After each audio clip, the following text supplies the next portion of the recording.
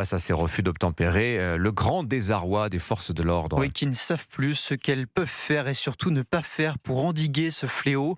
Des policiers en première ligne qui estiment parfois être abandonnés par leur hiérarchie. Résultat, beaucoup de fonctionnaires hésitent avant d'intervenir.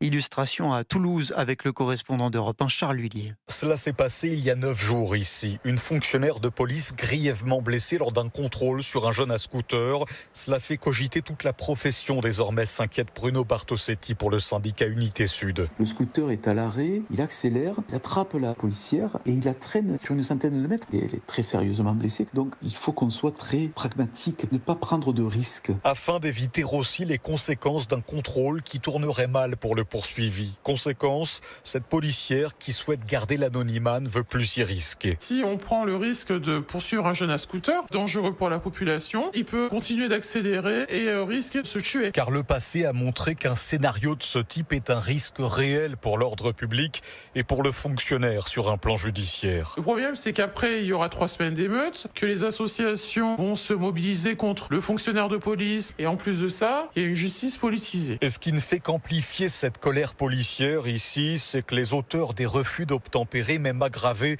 ne vont que très rarement en prison. Toulouse, Charles Huillier, Europe.